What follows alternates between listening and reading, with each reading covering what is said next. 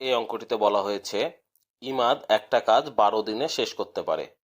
সে কাজটা শুরু করলো এবং কিছুদিন পরে এমন একজন তার সাথে যোগ দিল যে তার থেকে দ্বিগুণ কাজ করতে পারে, বা তার থেকে যে যোগ দিল তার দক্ষতা দ্বিগুণ। তারা একসাথে কাজটি শেষ করলো। যদি ইমাদ সম্পূর্ণ কাজটির অর্ধেক শেষ করে, একা শেষ করে, তাহলে তারা দুইজন বা ইমাদ বা লাবণী একসাথে কতদিন কাজ করেছে।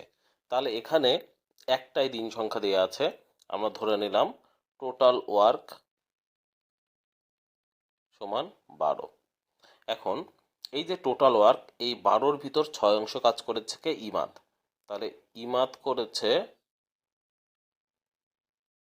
করেছে কত? হাফ, মানে 12-র অর্ধেক অংশ, 6 অংশ। আচ্ছা, এখানে যদি আমরা ইফিসিয়েন্সি বের করে নিই, তাহলে আমরা ইমাদের ইফিসিয়েন্সি পাচ্ছি কত? 12/12 সমান 1।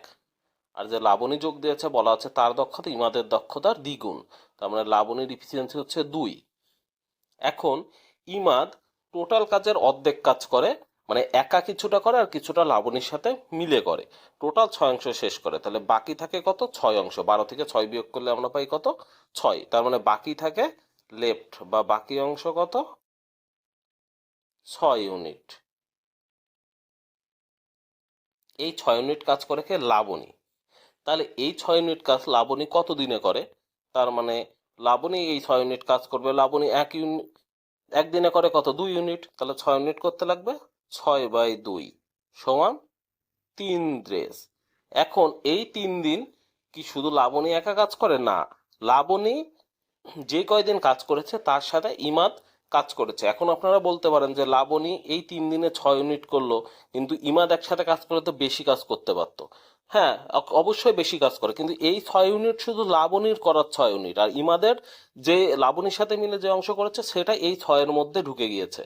আর বাদ বাকি যে লাবণীর যে কাজ, তা লাবণী করেছে 3 দিনে, আর লাবণীতে একা কাজ করেনি, লাবণীর সাথে ইমাদ সর্বদাই ওই কয়দিন কাজ করেছে। তার মানে তারা দুইজন একত্রে কাজ করে 3 ডেজ। এই অঙ্কটিতে বলা হয়েছে ইমাদ একটা কাজ 12 দিনে শেষ করতে পারে।